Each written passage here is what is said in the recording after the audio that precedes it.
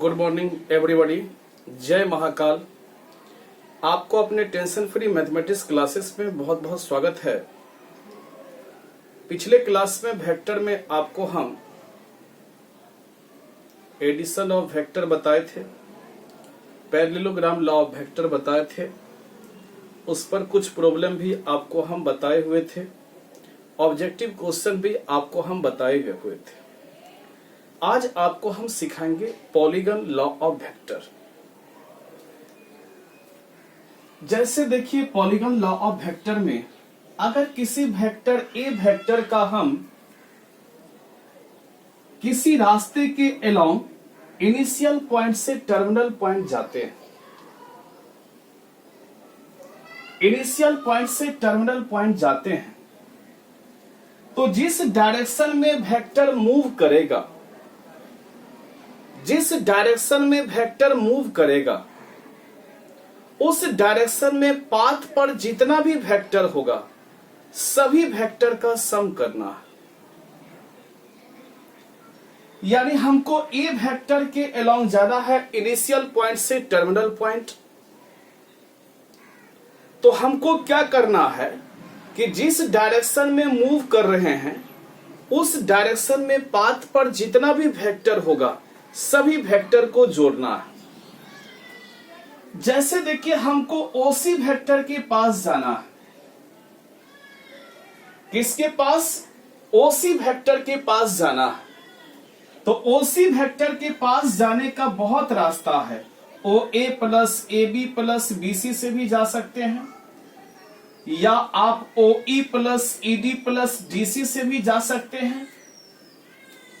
ओ E plus E D plus D C, ऐसा नहीं समझिएगा कि ये सी से डी है तो डी सी। हम लोग किसी भी रास्ते से जा सकते हैं, ऐसे भी जा सकते हैं, ऐसे भी जा सकते हैं। अब आप लोग सोचिएगा कि सर, आप लोग सोचिएगा सर, अच्छा ओसी वेक्टर के पास ऐसे भी जा सकते हैं कि ओबी वेक्टर और प्लस बीसी वेक्टर, यानी ओसी वेक्टर के पास आप लोग ऐसे भी जा सकते हैं, ओसी वेक्टर बराबर ओबी वेक्टर प्लस बीसी वेक्टर, यानी ओसी वेक्टर बराबर ओबी प्लस बीसी से भी आप लोग जा सकते हैं। तो हम लोग किसी भी रास्ते से जा सकते हैं, लेकिन उस रास्ते से हम लोग जाते हैं जिस रास्ते का सारा वेक्टर दिया है और जिस डायरेक्शन की ओर मूव करता है उस डायरेक्शन की ओर जितना भी वेक्टर है, उस पाथ पर जितना भी वेक्टर है सभी वेक्टर का हम लोग सम करते हैं। Polygon law of vector. जैसे देखिए ओबी वेक्टर के पास हम लोग जाना है तो O A vector plus A B vector भी लिख सकते हैं, या ओबी वेक्टर के बदले में OC vector plus C B vector भी लिख सकते हैं। तो हम लोग किसी भी रास्ते से जा सकते हैं, लेकिन हम लोग उसी रास्ते से जाते हैं जिस रास्ते का सारा वेक्टर हमको मालूम है। जिस रास्ते का सारा वेक्टर हमको मालूम है उसी रास्ते से हम लोग जाते हैं। ठीक है। अगर हम किसी वेक्टर ए का इनिशियल पॉइंट से फाइनल पॉइंट जाते हैं किसी पाथ के अलोंग, अगर हम वेक्टर ए का इनिशियल पॉइंट समझते हैं, शुरुआती पॉइंट से लास्ट पॉइंट जाते हैं, जैसे ओ से हम लोग सी गए तो ओ इनिशियल पॉइंट और सी फाइनल पॉइंट कहलाया। ठीक है। तो जिस डायरेक्शन में हम लोग मूव कर रहे हैं उस पाथ पर जितना भी वेक्टर है सारे वेक्टर का सम ओसी वेक्टर कहलाएगा। यानी ओसी वेक्टर बराबर क्या होगा? O A vector plus A B plus B C, यानी ओसी वेक्टर के पास जाने का बहुत सारा रास्ता है। अब समझिएगा सर, बहुत सारा रास्ता है, यानी ओसी वेक्टर के बदले में आप लोग ऐसे भी लिख सकते हैं O A plus A B plus B C. OC vector के बदले में ओबी प्लस बी सी भी लिख सकते हैं। ठीक है। ओसी वेक्टर के बदले में O E plus E D plus D C भी लिख सकते हैं, ऐसे भी जा सकते हैं। आप लोग ये नहीं समझिएगा कि सी डी है तो सी से डी की और डायरेक्शन नहीं, हम लोग इस रास्ते से जा रहे हैं तो इस रास्ते की और डायरेक्शन हो जाएगा यानी OE plus ED plus DC। अब आपका सवाल है कि सर हम किस रास्ते से जाएंगे? तो उस रास्ते से जाएंगे जिस रास्ते का सारा वेक्टर आपको पता है। ठीक है, उस रास्ते से जाएंगे जिस रास्ते का सारा वेक्टर आपको पता है। इस सब का थोड़ा सा हिंदी भी लिख लीजिएगा, लिख लीजिए। अगर हम वेक्टर A के लिखिए, अगर हम वेक्टर A के इनिशियल पॉइंट से फाइनल पॉइंट, इनिशियल पॉइंट समझते हैं ना, शुरुआती बिंदु, और फाइनल पॉइंट मतलब अंत बिंदु, अंत बिंदु। अगर हम वेक्टर A के इनिशियल पॉइंट से फाइनल पॉइंट की ओर किसी रास्ते के अलोंग जाते हैं, अगर हम वेक्टर A के इनिशियल पॉइंट से फाइनल पॉइंट की ओर किसी रास्ते के अलोंग जाते हैं, लिखे किसी रास्ते की ओर जाते हैं, तो वेक्टर A बराबर जिस डायरेक्शन की ओर वेक्टर A मूव करेगा, मूव मतलब घूमेगा, मूव करेगा, उस डायरेक्शन में पाथ पर जितना भी वेक्टर है, यानी रास्ते पर जितना भी वेक्टर है, सभी वेक्टर का सम। आप समझे कि नहीं समझे? अगर आप वेक्टर A का इनिशियल से फाइनल जा रहे हैं, इनिशियल से फाइनल, और जिस डायरेक्शन की ओर मूव कर रहे हैं, उस डायरेक्शन में जितना भी वेक्टर होगा, उस वेक्टर का सम, उस वेक्टर का सम क्या कहलाएगा? OC वेक्टर कहलाएगा।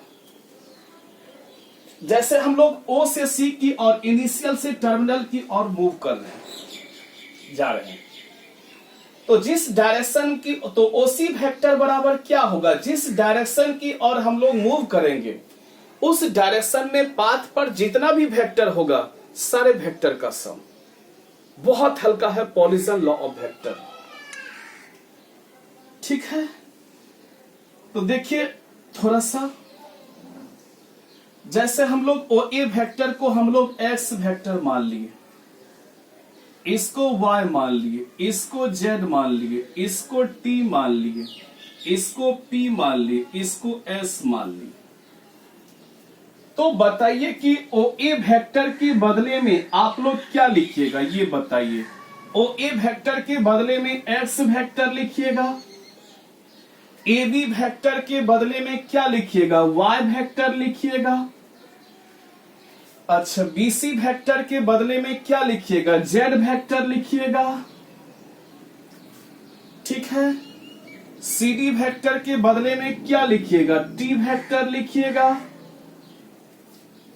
अच्छा, ED वेक्टर के बदले में क्या लिखिएगा? P वेक्टर लिखिएगा। ED वेक्टर के बदले में, सॉरी, देखिए OA plus AB plus BC plus CD plus DE। ठीक है, अच्छा, OE वेक्टर के बदले में लिखे, OE वेक्टर के बदले में, OE वेक्टर के बदले में OA plus AB plus BC plus CD plus DE। ठीक है, DE लिखेंगे। तो DE वेक्टर के बदले में क्या लिखिएगा? P vector. यही हो गया। देखिए ये वेक्टर दिया गया था, उस रास्ते से जाएंगे जिस रास्ते का सारा वेक्टर आपको मालूम है। ठीक है, यानी उस रास्ते से जाना है जिस रास्ते का सारा वेक्टर आपको मालूम है। इसी तरह आप इसको भी लिख सकते हैं, यानी आपको जाने का बहुत सारा रास्ता है। ठीक है, लेकिन उस रास्ते को चुनना है जिस रास्ते का सारा वेक्टर आपको मालूम है। नहीं समझे? अगर हम कोई वेक्टर है, उसका इनिशियल से टर्मिनल जाते हैं, उसका बहुत सारा रास्ता है, लेकिन हम लोग जिस रास्ता का चुनाव करेंगे वो रास्ता लेंगे जिस रास्ते का सारा वेक्टर आपको मालूम है। ठीक है, और जिस डायरेक्शन की और हम लोग मूव करेंगे उस डायरेक्शन में पाथ पर जैसे इस तरह मूव किए, इस डायरेक्शन में पाथ पर जितना भी वेक्टर होगा सभी वेक्टर का सम करना है। जैसे देखिए ओसी वेक्टर बराबर O A plus A B plus B C है। ओसी वेक्टर बराबर O A plus OC vector बराबर यहां पे O B plus B C, OC vector बराबर O A plus A B plus B C है। तो O A vector का मान कितना है बताओ? ओ A plus O A vector का मान एक्स वेक्टर है। ए बी वेक्टर का मान कितना है? वाई वेक्टर है। बीसी वेक्टर का मान कितना है? जेड वेक्टर है। ये वेक्टर दिया था तो ये रास्ता हम लोग चुने।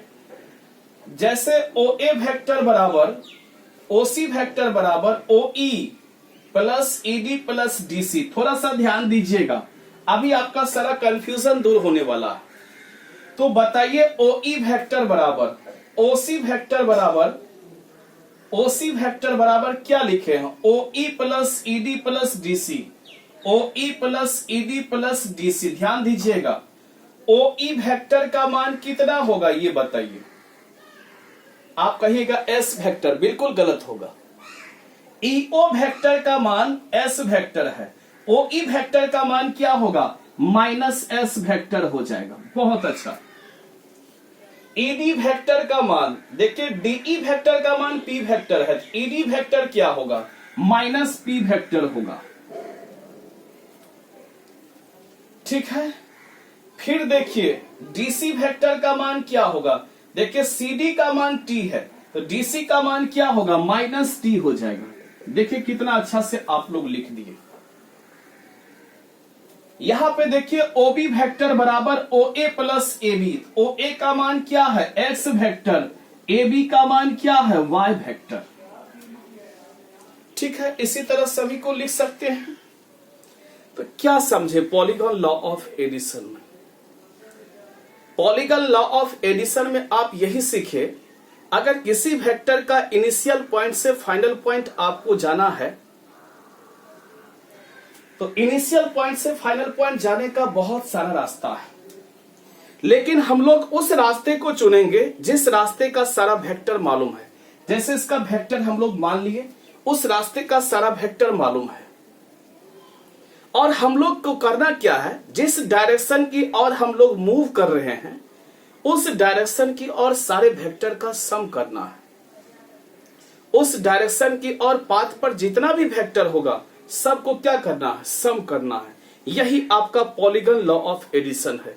इसका बहुत यूज है, बहुत इंपॉर्टेंट है, उतार लीजिए।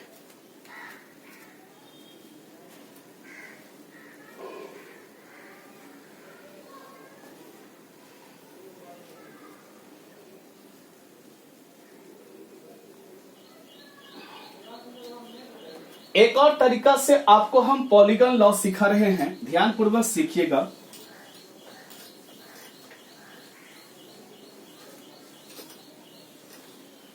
एक और तरीका से आपको हम सिखाने जा रहे हैं, ध्यान पूर्वक सीखिएगा। अगर इस मेथड से नहीं सीखे हैं, एक और मेथड से हम सिखाने जा रहे हैं।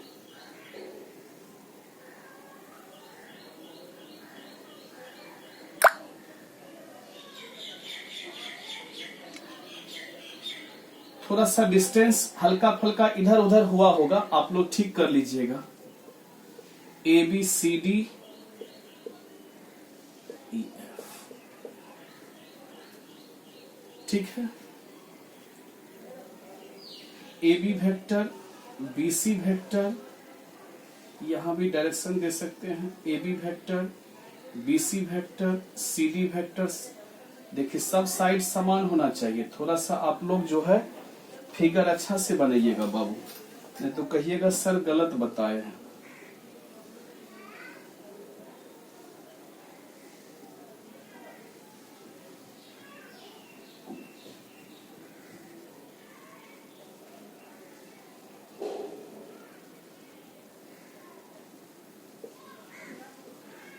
ए बी सी डी आप लोग अच्छा से नाप के बनाइएगा पॉलीगन। एफ,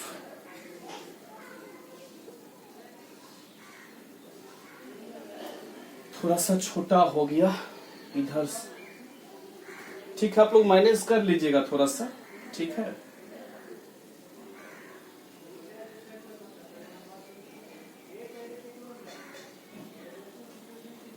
ठीक है। बताइए, अगर हम ये साइड को हटा ले, ठीक है, तो बताइए कि A B plus B C, A B plus B C plus C D plus D E plus E F बराबर क्या होगा? बताइए, ट्रायंगल लॉ ऑफ एडिशन से ए एफ वेक्टर होगा, यानी A B vector plus B C vector plus C D vector plus D E vector plus E F vector बराबर A F vector. यही पॉलीजन law of addition कहलाता है। यही आपका क्या कहलाता है? Polygon law of addition. Polygon law of addition, mistake हो गया था। पॉलीगन लॉ ऑफ एडिशन कहलाता है। अब इसको हम प्रूव करके दिखाते हैं कि ए एफ वेक्टर ही क्यों होगा। इसको हम लोग प्रूव करके दिखाते हैं। थोड़ा सा ध्यानपूर्वक आप लोग सीखिएगा, इसको प्रूव करके दिखाते हैं।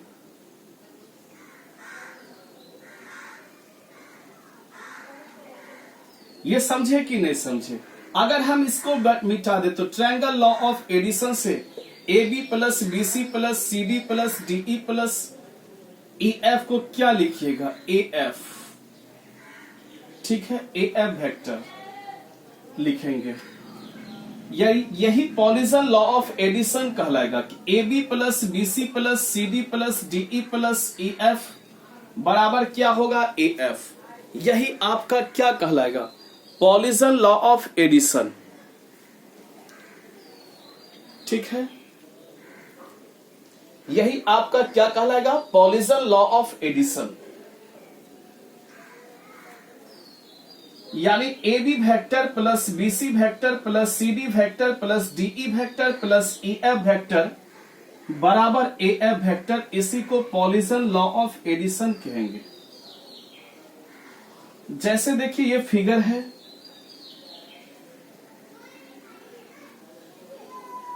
ध्यानपूर्वक देखिएगा।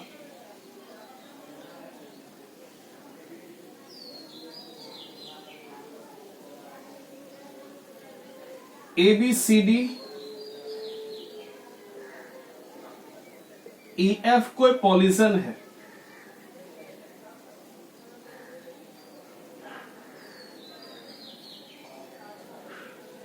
क्या आप लोग लिख सकते हैं कि A B vector plus B C vector C D vector plus D E vector plus E F vector plus F A vector बराबर जीरो वेक्टर? क्या आप लोग लिख सकते हैं? बोलिए कैसे थे? देखिए, पहला का टर्मिनल दूसरे का इनिशियल बराबर है। पहला का टर्मिनल दूसरे का इनिशियल बराबर है। पहला का टर्मिनल दूसरे का इनिशियल बराबर है। पहला का टर्मिनल दूसरे का इनिशियल बराबर है। क्या बचेगा बताओ? ए वेक्टर और इसका इनिशियल पॉइंट और टर्मिनल पॉइंट सेम हो, उसी को क्या कहते हैं? जीरो वेक्टर कहते हैं। यानी जीरो वेक्टर का इनिशियल पॉइंट और टर्मिनल पॉइंट सेम होता है, यानी जिसका इनिशियल और टर्मिनल पॉइंट सेम हो उसी को क्या कहते हैं? जीरो वेक्टर कहते हैं। उसी को क्या कहते हैं? जीरो वेक्टर कहते हैं। ठीक है भाई, आप लोग सीखे कि नहीं? ये हम लोग कैसे लिखे भाई कि A B vector plus B C vector plus C D vector plus D E vector plus E F vector plus F A vector बराबर जीरो वेक्टर होता है। कैसे? जाने कि नहीं? पहला का टर्मिनल दूसरे का इनिशियल बराबर है, इसका रिजल्ट हो जाएगा AC वेक्टर। और देखिए पहले का टर्मिनल और दूसरे का इनिशियल बराबर है, तो आप लोग जानते हैं AC अब प्लस क्या होगा, पहले का टर्मिनल दूसरे का इनिशियल बराबर है, तो ये दोनों का सम क्या हो जाएगा CE। पहले का टर्मिनल दूसरे का इनिशियल बराबर है, क्या होगा EA। फिर देखिए पहले का टर्मिनल दूसरे का इनिशियल बराबर है, तो AE वेक्टर हो जाएगा प्लस EA वेक्टर हो जाएगा। फिर देखिए पहले का टर्मिनल दूसरे का इनिशियल बराबर है AA वेक्टर, और इसी को हम लोग जीरो वेक्टर कहते हैं। इसी को हम लोग क्या कहते हैं, जीरो वेक्टर। तो क्या आप लोग AB vector AB plus BC plus CD plus DE plus EF plus FA को जीरो वेक्टर लिख सकते हैं?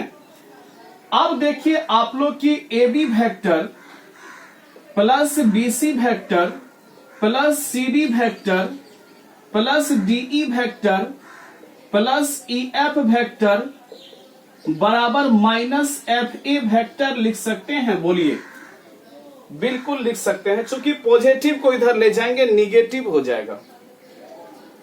अब देखिए आप लोग की AB vector plus BC vector plus CD vector plus DE vector plus EF vector बराबर क्या होगा, FAF वेक्टर। चूंकि डायरेक्शन चेंज कर दिए, और डायरेक्शन जब चेंज होता है तो साइन भी क्या होता है, चेंज। देखिए प्रूव हो गया, पॉलीजन लॉ ऑफ एडिशन। देखिए प्रूव करके हम लोग दिखाए, पॉलीजन लॉ ऑफ एडिशन। क्या दिखाए, polygon law of addition prove करके दिखाए। इसको उतार लीजिए, चूंकि इस फिगर से हम लोग जानते हैं कि AB plus BC plus CD plus DE plus EF plus FA बराबर क्या होगा, जीरो। अब देखिए AB plus BC plus CD plus DE plus EF बराबर माइनस FA, और इसी को आप लोग AF वेक्टर लिख सकते हैं। उतार लीजिए।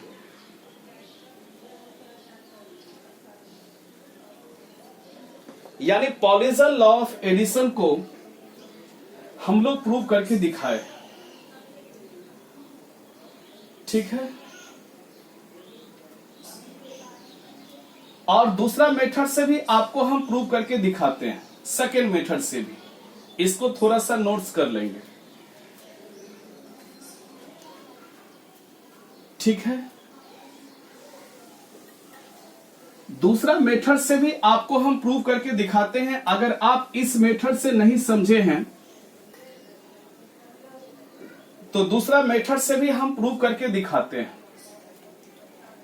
अब देखिए आप लोग की AB प्लस BC, यही आपका AB है, यही आपका BC है। ये दोनों को मिला दिए। बताइए ट्रायंगल लॉ ऑफ एडिशन से AC वेक्टर बराबर AB प्लस BC लिख सकते हैं, और AB प्लस BC का जो सम है इसी को R1 कहेंगे। यानी AB प्लस BC के बदले में क्या लिखे, AB प्लस BC बराबर AC होता है ट्रायंगल लॉ ऑफ एडिशन से, और इसका जो रिजल्ट है इसी को R1 मान लीजिए। फिर देखिए CD प्लस DE, यानी CD और प्लस क्या है DE। हम लोग क्या किए, CD प्लस DE, ठीक है। इसका जो रिजल्ट है CD plus DE R1 plus CD, अब प्लस क्या है DE, प्लस क्या है EF वेक्टर हो गया। अब R1 और CD, R1 वेक्टर और CD वेक्टर, इसको यहां तक हम लोग मिला दिए, और इसके रिजल्ट को हम लोग R2 मान लिए। इसके रिजल्ट को हम लोग क्या मान लिए, R2। तो अब देखिए R1 अब plus CD, R1 plus CD, R1 vector और प्लस CD वेक्टर बराबर क्या आप लोग AD वेक्टर लिख सकते हैं? बिल्कुल लिख सकते हैं। चूंकि R1 वेक्टर और plus CD vector AD vector, यानी हमको AD वेक्टर अगर निकालना है तो R1 वेक्टर यानी AC vector plus CD vector लिख सकते हैं, और AC वेक्टर का रिजल्ट R1 वेक्टर है, यानी R1 प्लस CD के बदले में R1 प्लस CD के बदले में AD वेक्टर आप लोग बिल्कुल लिख सकते हैं। यही आपका R1 हुआ, यही आपका CD हुआ। R1 प्लस CD के बदले में AD वेक्टर लिख सकते हैं, और AD वेक्टर प्लस क्या है DE वेक्टर प्लस क्या है EF वेक्टर। अब थोड़ा सा आप लोग ध्यान दीजिएगा कि AD वेक्टर किसका रिजल्ट क्या है R2, यानी R2 प्लस DE प्लस क्या है EF। अब देखिए R2 plus DE, R2 plus DE। अब हम लोग यहां से यहां तक एक लाइन मिलाते हैं। अब देखिए R2 vector plus DE vector बराबर AE वेक्टर आप लोग लिख सकते हैं, ठीक है। यानी R2 प्लस DE, इसके बदले में क्या लिखेंगे AE वेक्टर, अब प्लस क्या है EF वेक्टर।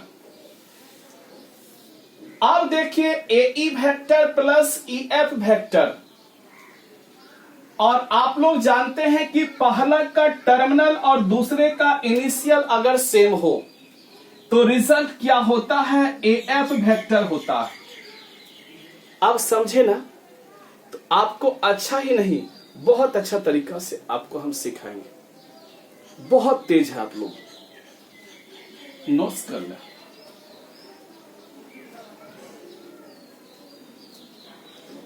ठीक है, नोट्स कर लें।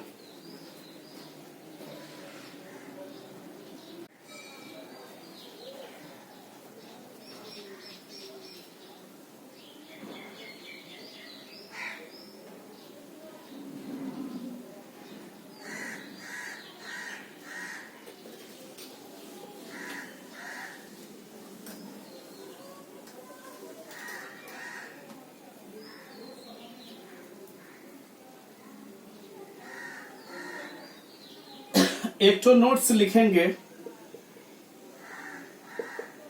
अगर क्लोज एरिया के अंदर, अगर क्लोज एरिया के अंदर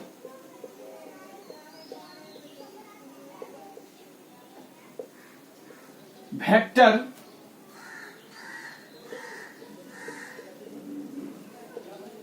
क्लॉकवाइज हो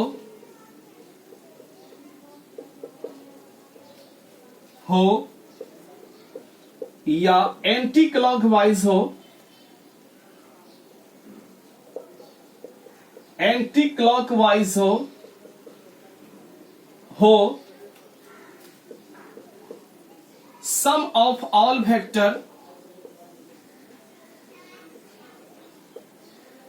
जीरो वेक्टर के बराबर होता है, बराबर होता है। बहुत इंपॉर्टेंट है, नोट्स कर ले।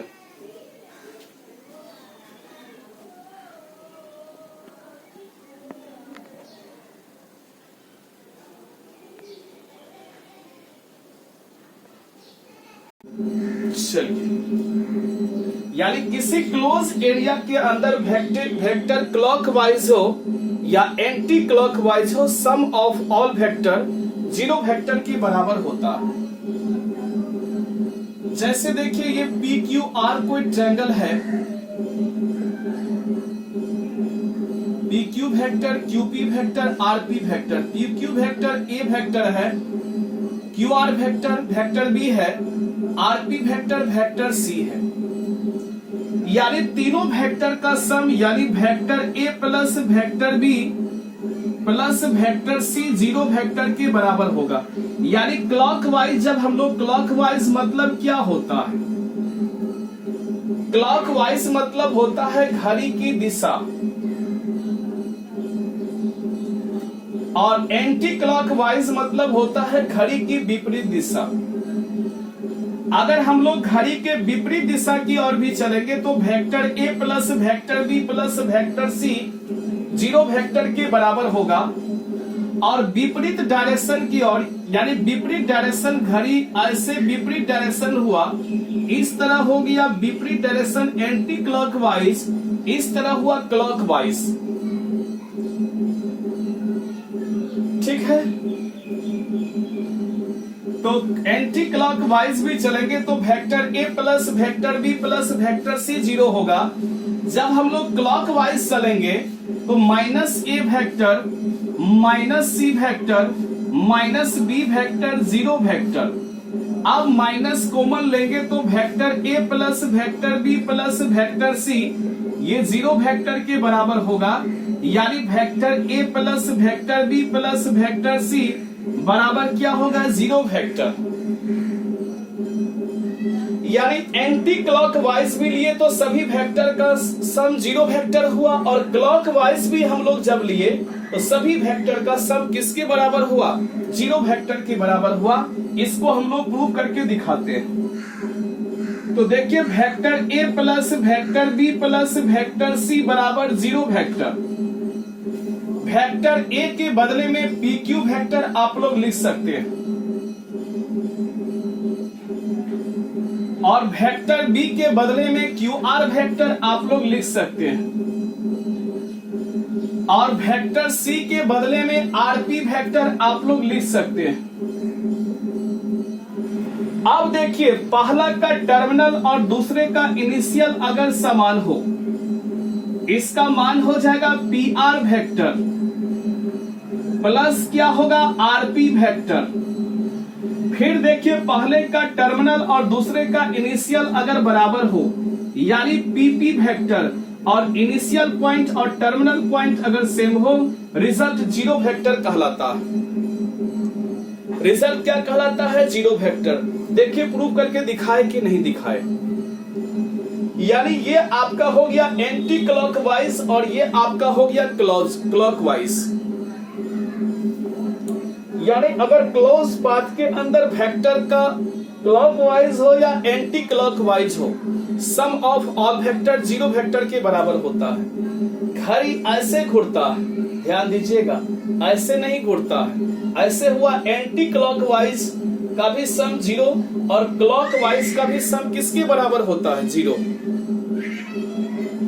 ठीक है।